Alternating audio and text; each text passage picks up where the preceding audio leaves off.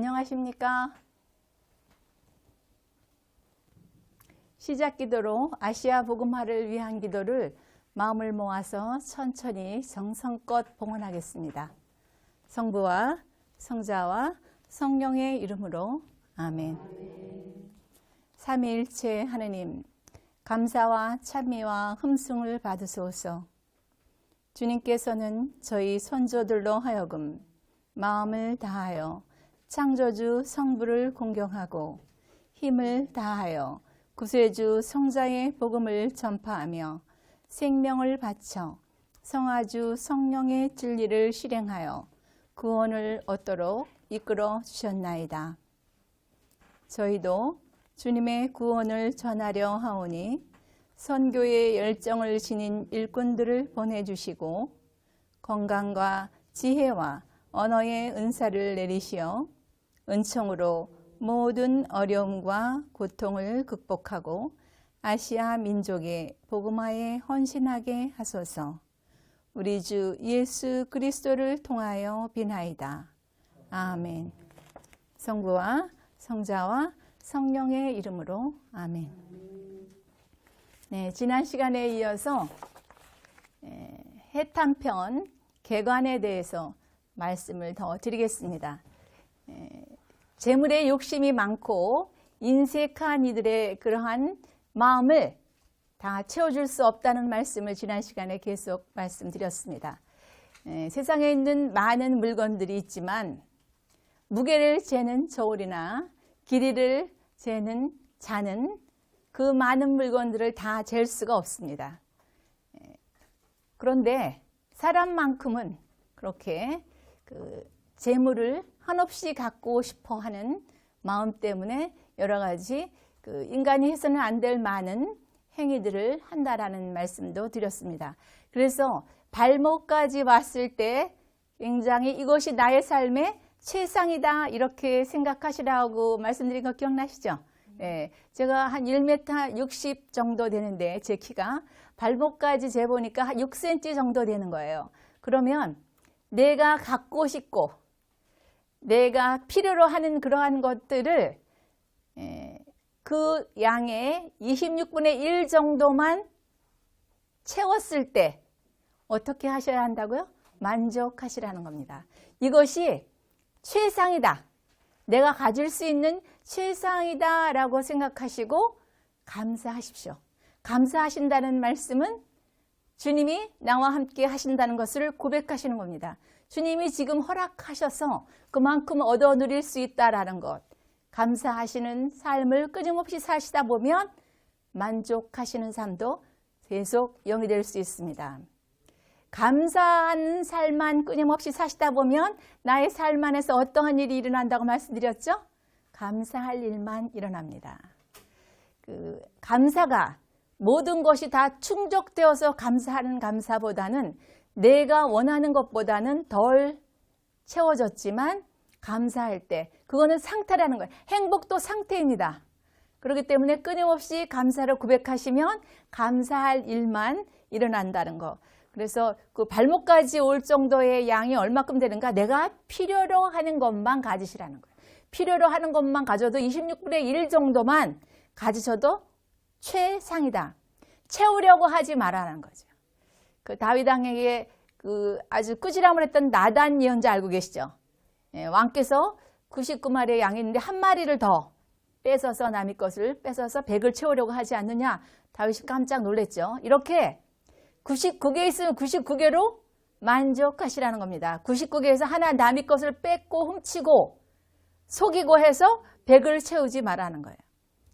100이 되면 또 얼마를 채우고 싶을까요? 1000을 채우고 싶겠죠. 1000이 되면 10,000. 끊임없이 인간의 욕망은 끝이 없다라는 거예요. 그래서 탐욕을 줄이는 것이 훨씬 이롭다. 여러분은 넉넉한 이와 넉넉한 삶을 잘 모르고 사는 두 사람이 있다고 할 때 이 두 사람 중에 어떠한 사람이 가장 힘들게 살아가는 사람이라고 생각하십니까? 넉넉하지 않은 사람과 넉넉함을 알지 못하는 사람, 두 사람 중에. 네, 넉넉함을 알지 못하는 사람은 만족하지 못하기 때문에 끊임없이 그 만족하지 못한 것을 채우기 위해서 속이고 훔치고 빼앗고 성내고 싸우는 그러한 삶을 부단히 살아낸다는 것입니다. 그래서 이 시간에 여러분들이 이렇게 간과하지 않고 지나가실 것은 채우려고 하지 말고 26분의 1 정도만 있을 때 최상이다 라고 여기시고 사시라는 거예요. 저희 동네에 개천이 있는데 고양이들이, 길냥이라고 요새는 그렇게 부르더라고요. 길냥이들이 이제 꽤 많이 살아요. 그런데 어떤 그 아주머니가 그 고양이들에게 이제 오후 5시에서 6시 사이에 밥을 줍니다. 사료를 줘요. 간식도 조금 주고 물도 주는데 그 고양이들 제가 이제 산책하면서 이렇게 지켜봤어요. 지켜보니까 자기들이 하루에 한 끼밖에 못 먹어요. 이분이 갖다 주는 그 사료를. 그런데 자기들이 먹을 양밖에 먹지 않아요. 우리는 하루에 한 끼밖에 안 먹으면 어떡할까요? 뭐 고양이는 손이 없으니까 못 싸가나요? 우리는 뭐 더 있으면 싸가지고 가려고 할 거 아니에요? 근데 고양이는 딱 자기 먹을 양만 먹고 가요. 근데 이분들이 이제 그 고양이 집도 이렇게 나무를 엮어서 이렇게 지어줬어요. 2마리 고양이가 이제 노란색 계통의 고양이인데 이름도 붙여주고 하나는 치즈고 하나는 아치예요.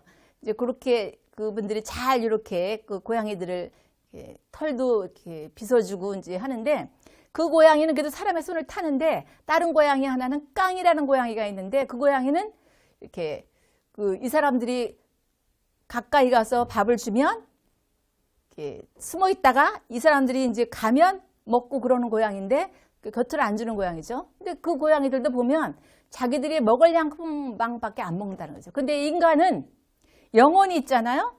이 영혼이 있는 이 인간이 끊임없이 그 탐욕을 부린다는 건 이게 영혼이 없는 길짐승이나 날짐승보다 더 못한 삶을 사는 게 아닌가라는 한번 반성을 해보시기 바랍니다. 그래서 이렇게 세상에 있는 많은 물건들은 다 누가 지어내신 것인가요? 주님이 지어내신 것이죠. 그러니까 주님이 지어내신 이 세상에 많은 물건들이 있는데 한 사람의 욕망도 다 채우지 못하고 살아간다는 거죠. 이 모든 세상 사람들 걸 어떻게 다 채울 수 있겠어요? 그러니까 가장 빠른 길은 탐욕의 마음을 갖지 않는 것이 가장 지름길인 거죠. 행복하게, 아름답게, 풍요롭게, 즐겁게 살 수 있는 길은 그 길이 가장 바람직한 길이라는 거예요. 여러분 알렉산더 대왕 알고 계시죠? 얼마나 많은 땅을 정복을 했습니까? 그런데 하루는 굉장히 통곡을 하는 거예요. 그래서 신하들이 아니 그 왕이시여 당신은 정말 이게 많은 땅을 정복하고 남이 없는 진귀한 물건들이 이렇게 많은데 왜 통곡을 하십니까? 내가 이렇게 세계에는 많은 지역이 있고 많은 나라가 있다는데 나는 한 지역에 그 지역에 있는 그 나라들도 다 다스리지 못해서 너무 마음이 아프다. 여러분 들으시니까 어떠세요? 예? 그 알렉산더만큼 그렇게 많은 영토를 이렇게 차지하고 그 많은 부귀영화를 누리는 왕이 그렇게 흔치 않은데 통곡을 하면서 이렇게 그 인간의 욕망을 채워주기는 이 모든 것이 있지만 주님이 만들어내신 이 모든 것이 있지만 그 욕망을 끝까지 채우기는 참 어렵다. 이제 이런 말씀을 드릴 수 있습니다. 이런 알렉산더도 옛날에 그 페르시아와의 전쟁에서 자기들이 이제 처음에는 이겼죠. 그 다음에 이제 다시 다리우스가 쳐들어오니까 패했어요. 왜 패했는가? 왜 패했는지 아십니까? 자기들이 쳐들어가서 훔쳐온 전리품들이 너무 많은 거예요. 이 병사들이 지금 뭐 러시아하고 우크라이나에서 보면 막 모든 걸 뜯어간다 그러잖아요. 그듯이 가져온 것들이 너무 많으니까 이 병사들이 해이해졌던 거예요. 그러니까 그 전리품들 모두 가져나와라. 다 태워버리고 나서 다시 도전했을 때는 이겼잖아요. 그듯이 그런 그 영도력도 보였던 분이 나 이 많은 이런 나라들을 내가 다 다스리지 못해서 너무 속상하다. 마음이 아프다. 네, 이렇게 그 욕망의 한계는 없다라는 것입니다. 이렇게 그 재물에 욕심을 내고 인색한 사람들은 뭐가 굶주린 사람들이냐? 마음과 영혼이 굶주리고 목마른 사람이다 라는 말씀입니다. 여러분, 우리가 목마르고 배고프면, 먹고 물을 마시면 목마름과 배고픔이 어떻게 되죠? 해소되죠. 그런데 계속 먹어도 배고프고 마셔도 목마르다면 그 사람 몸은 어떻게 된 것인가요? 병난 거죠. 예, 그러니까 우리가 배고프고 목말라서 먹고 마셨는데 그게 가라앉았다. 목마른 배고픔이 가라앉았다. 그러면 우리가 건강하다는 증거입니다. 그런데 계속 마셔도 계속 먹어도 목마르고 배고프다. 그러면 몸이 병이 난 것과 같이 우리의 그 영혼 상태가 병든 것이라는 것입니다. 그 정도 발목까지 왔을 때 만족하고 행복하게 그렇게 살아야 되는데 그걸 더 넘어간다면 계속 목마름, 굶주림으로 허덕이게 된다는 것입니다. 그래서 많이 있다고 만족하시나요? 어떠십니까? 제가 옷장, 여자들은 이제 부엌살림, 예, 이렇게 열어보면 한 차례 한 번도 안 입는 옷도 많아요. 그런데 어디 나가려면 옷이 뭐라고들 얘기하세요? 옷이 없다 그러죠? 네? 네, 옷이 없다고. 그리고 그릇도 없다 그래요. 제가 이제 어느 한 그 80이 넘으신 어느 자매님 댁에 이제 잠깐 뭐 볼 일이 있어서 갔는데 그 선반에 그냥 그릇들이 차곡차곡 쌓여 있는 거예요. 이렇게 굉장히 아프셔서 잘 걷지도 못하시는데 속으로 제가 이 많은 그릇들을 다 이제 그 하느님이 부르시면 가야 될 거 아니에요? 이거 다 어떻게 하실 건가? 광해도 하나 가득이고. 그래서 제가 참 정리하는 게 저는 요새 많이 책도 많이 버리고 그 옷도 한 차례 한 번 이상 안 입는 거 무조건 버려. 그리고 사지 말자. 그 끝이 없으니까. 저는 그런 욕심은 없어서 그릇은 별로 이렇게 많이 안 사서 그릇은 별로 없는데 그 옷은 또 이렇게 많이 사 입어가지고 한 차례 한 번 안 입는 것도 무조건 요새는 버리고 사지 말자. 이렇게 그 부유하고 넉넉한 사람들이 되려면 뭐를 줄이셔야 돼요? 탐욕을 줄이셔야 돼요. 그러니까 무언가 끊임없이 욕심내는 그러한 그 재물에 대해서 욕심내는 것을 줄인다면 굉장히 행복하게 사실 수 있습니다. 그 세네카가 그런 말을 했어요. 그 인식하고 굉장히 재물에 탐욕이 심한 사람에게 네가 바라는 것이 있다는 것은 우리가 뭘 바란다라는 것은 뭘 얻고 싶다는 거죠. 네, 그렇죠? 바라는 것이 있다라는 것은 뭘 얻고 싶다는 것인데 바라지 않는 마음을 왜 안 갖느냐? 우리 바라지 않는 마음 갖고 사시는 분 있으세요? 그러면 세상에 발전이 없지 뭐 이렇게 얘기하실 수도 있는데 바라지 않는 마음을 갖는다는 얘기는 내가 지금 갖고 있는 것에 어떠시다는 거예요? 만족하신다는 거예요. 내가 갖고 있는 것에 만족하는 것이 쉽냐?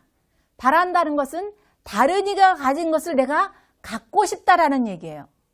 그러면 다른 이가 가진 것을 갖기가 쉬우신가요? 아니면 내가 가진 것에 만족하는 것이 쉬우신가요? 이 이치만 안다면 바라지 않는다는 거죠. 50이 넘으면 그렇게 50은 지천명이라고 그러잖아요. 50이 넘으면서 바라는 것이 점점 어디로 향하셔야 돼요? 주님 쪽으로 향하셔야 돼요. 근데 인간 쪽으로 향하면 점점 더 어려운 그러한 그 늪으로 빠져들게 된다는 것이죠. 그러니까 될 수 있는 한 바라는 것을 점점 줄이는, 그러니까 어제보다 오늘 바라는 것이 줄어들고 또 내일보다는 그 모레 이렇게 가면 갈수록 바라는 것이 줄어드는 그러한 삶을 사시는 신앙인들이 되신다면 홀가분하게 하느님이 부르실 때 가실 수 있겠죠. 근데 이게 재물이 많은 사람들은 그래도 재물을 가볍게 보기가 쉽습니다. 그러나 재물이 전혀 없이 공공한 사람들의 경우에는 바라는 마음이 있을 수 있어요. 왜 그럴까요? 재물의 헛된 부분만 보기 때문에 재물이 즐겁고 사람들을 기쁘게 해주고 얻을 수 있고 할 수 있게 해주기 때문에 그런 것을 자꾸 바란다라는 것이죠. 그래서 아주 없는 사람의 경우에는 좋지 못한 빛만 바라본다는 것, 그것도 하나의 허망된 꿈이라는 것을 알기까지는 꽤 많은 세월이 흘러야 가능하죠. 제가 무능력함을 깨닫기 전까지는 끊임없이 이렇게 갈구하고 세상 많은 것들을 갈구하고 얻으려고 하고 전투적으로 투쟁적으로 이렇게 대시했어요. 저는 할 수 있다. 그 학생 때도 제가 남학생들이 못하는 일도 쟤는 막 제가 가서 해결을 하고 막 이런 그 별명이 부르도자. 그래서 뭐든지 저는 이제 밀어붙이면 잘할 수 있다. 뭐 그렇게 되어 갔었어요. 제가 하느님을 믿기 전이죠. 그런데 하느님을 이렇게 제가 하느님이 좋아서 하느님께 간 것이 아니고 세상 줄타기로 이제 하느님을 이렇게 영접하고 사는 여정 안에 하느님의 뜻이 무엇인지 모르고 살 때죠. 그래도 이게 도전하면 될 것이다. 이런 마음을 갖고 늘 살다가 다리 고장나 뭐 이렇게 여러 가지 부분에 이렇게 제가 아무것도 할 수 없다라는 것을 깨닫게 되고 그러면서 이제 아무것도 못하니까 주님 알아서 하십시오 하고 포기했죠. 예, 포기하는 그 과정이 그 무능력함을 인정하는 게 굉장히 싫었습니다. 그리고 포기하는 건 더 싫었고. 근데 그 포기하는 과정에 제가 하느님 보시기에 이쁘지 않았던 그런 탐욕스러운 많은 마음들을 다 가지치기 하셨던 거예요. 가지치기 하셨고 가지치기 한 부분 안에 하느님의 뜻을 헤아리며 살아갈 수 있게 성령께서 하느님의 뜻을 접붙여 주셨어요. 그래서 하느님의 뜻을 알고 살아가다 보니까 그게 별거 아니라는 걸 깨달았어요. 그렇게 욕심내고 얻으려고 했던 그 모든 것들이 하느님 앞에서는 봄볕에 눈 녹듯이 아무것도 아니라는 것입니다. 무능력함을 깨달을 수 있게 하신 하느님께 감사드리죠.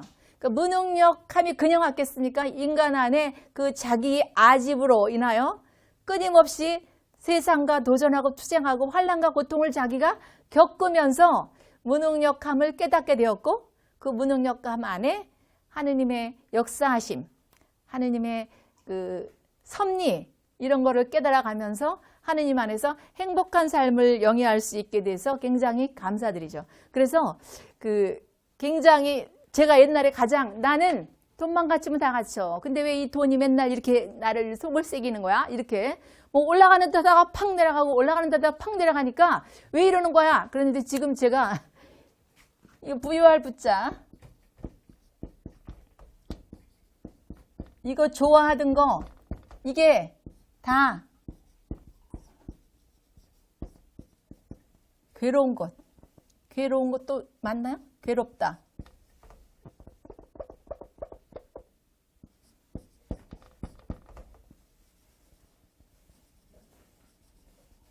하느님께 가는 데는 부유할 부자와 귀할 부자가 다 뭐라고요? 괴로운 것들이에요. 이렇게 이걸 위해서 뭐 온갖 그 삶의 초점을 이것들이 하느님 나라 건설하는데 이것들은 하나의 수단이에요. 여러분, 하느님이 허락하셔서 재물이 많아졌어요. 그것이 하느님 나라 건설하는데 어떠한 도움을 주려면 어떻게 해야 될까요? 하느님 보시기에 합당한 방법으로 사용해야 돼요. 그렇게 하느님이 나를 부유하게 해줬다. 그러면 하느님이 내게 주신 사명이에요. 이거를 개인의 영달을 위해서 쓰는 것이 아니고 하느님의 사명을 위해서.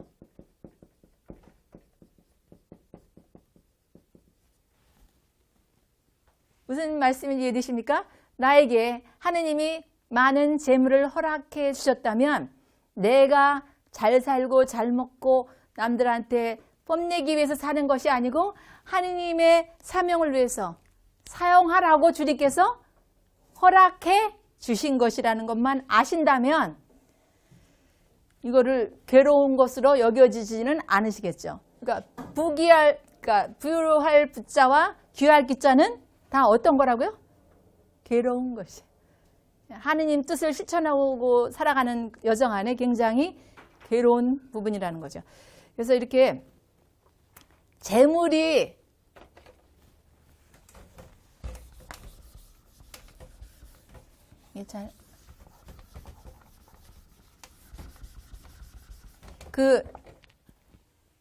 굉장히 탐욕스럽고 인색한 사람이 있어요. 그러니까 재물이 많이 생겼어요. 그러면 재물이 많이 생김으로 인하여 이 탐욕스럽고 인색한 사람은 어떨까요? 마음이 굉장히 기쁘죠. 아, 내가 원하던 거 다 생겼네. 막 기쁘고 즐거워요. 굉장히. 근데 또 어떤 일을 하며 그 재물이 또 다 나갔어요. 그럼 이 탐욕스럽고 인색한 사람의 마음이 어떨까요? 몹시 슬프겠죠. 그 재물만 바라보고 있던 그 사람이 재물이 없어지면 굉장히 슬프고 굉장히 괴로워요. 그러면 이 탐욕스럽고 인색한 사람은 재물에 뭐라고 볼 수 있나요? 재물이 많아지면 기쁘고 재물이 줄어들면 슬퍼요. 네, 재물의 노예예요. 재물의 하수인인 거예요. 그런데 이 탐욕스럽고 인색한 사람은 그 재물을 자기를 위해 잘 사용할 수 있을까요? 못해요. 못하니까 재물에 충실한 하인밖에 안 되는 거예요. 하인에다가 재물이 좀 쓰고 싶은 그런 마음이 있는데 못 쓰니까 푸대접 받는 하인이에요, 그것도. 그러니까 재물에 자기를 족쇄 채우고 칼 채우고 수갑 채운 형태라는 거죠. 저희 아버님이 40대 후반에 이제 월남하셔서 저희 아이를 둘밖에 안 낳으시고 이렇게 키우셨다는 말씀을 제가 드린 적이 있는데 그렇게 키우시면서 굉장히 근검전략해서 많이 모으셨어요. 저희가 이제 상가주택 형식이라고 그랬잖아요. 지금 말하면 이제 시장 있는 데 있는 바깥채는 다 상가고 안채는 이제 살림집인데 저희 아버지가 뭐 인색하시다는 건 아니고 굉장히 이제 40대 후반에 다 버리고 맨손으로 다시 오셨으니까 아주 굉장히 열심히 사셨는데 저녁 때 왜 이렇게 시장에 이제 이렇게 다 떨이하는 그러한 과일도 이렇게 아침에 나오는 싱싱한 과일보다 저녁 때 이렇게 다 이렇게 이제 떨이로 넘어가는 이런 과일들을 사다가 저희를 딱 둘밖에 없는데도 그렇게 주셨어요, 이제. 그리고 뭐 생선이나 이런 것들도 다 떨이 할 때 가면 싸다. 그래서 남들은 저희 초등학교 동창 애들을 지난달에 만났는데 너희는 굉장히 부자고 유지였잖아. 뭐 그렇게 얘기를 하는 거예요. 자기들은 밥도 못 먹고 학교를 다닐 때 너희들은 부자였잖아. 저더러 그렇게 얘기를 하는데 나름대로 또 그 집 안에는 다 애로가 있는 거죠. 이렇게 근검전략해서 사시니까 그렇게 뭐 아주 싱싱한 과일 뭐 이런 거를 거의 못 먹고 그냥 이렇게 떨이 과일 뭐 이런 것만 먹었다고 제가 그들한테 얘기한다고 그들이 그걸 이해하겠느냐고요. 근데 그렇게 이제 아주 그렇게 열심히 모으시고 열심히 아이들에게도 그런 것만 먹이셨는데 우리 아버님이 그 다 쓰셨느냐? 엉뚱한 사람에 의해서 그냥 공중분해된 거죠. 그렇게 돌아가시고 제 동생 교통사고로 가고 뭐 이런 여러 가지 과정 안에 엉뚱한 사람이 다. 그러니까 재물에 탐욕스러운 마음을 갖고 있고 쓰지 못하게 되면은 죽을 때 다른 사람에게만 즐거움을 남겨준다라는 것입니다. 그러니까 살았을 때 어떻게 쓰셔야 돼요? 한인나라 건설을 위해서 쓰시라는 거예요. 그래서 이렇게 충실한 하인 노릇으로 또 충실한 재물에 푸대접 받는 하인으로 사시지 말라라는 거예요. 우리 동네에 오디 나무가 있어요. 저는 이제 그게 뽕나무인지 몰랐어요. 근데 어느 분이 손녀딸하고 같이 오디 나무를 이렇게 애기가 따게 하려고 잡아 당겨가지고 그 아이가 이제 오디를 따게 하는 거예요. 그래서 제가 이 교환을 보면서 그 생각을 했어요. 이렇게 길가에 심어진 나무, 특히 유실수 같은 경우에는 손으로 딸 수 있으면 따지만 손으로 따지 못하면 어떡하죠? 잡아 당겨서도 안 따지면 낫으로 이렇게 갈고리를 걸어가지고 잡아 훑고 뭐 꼬챙이로 훑고 감 딸 때도 그러잖아요. 안 따지는 걸 그렇게 따죠. 그듯이 이렇게 재물에 굉장히 욕심을 내고 인색한 사람은 주위의 사람들이 어떻게 하죠? 가만히 놔두지를 않아요. 그러니까 이 과일나무가 상처를 입듯이 이렇게 탐욕스럽고 인색한 사람들은 주위 사람들이 가만 놔두지 않아서 어떻게 할까요? 흔들어서 없어지게 할 수 있는 많은 방법과 계책들을 마련한다는 거죠. 그렇게 없애느니 하나님 나라 건설을 위해서 여러분이 쓰신다면 여러분도 기쁘고 즐겁고 하나님도 그러한 삶을 가히 축복해 주시겠죠.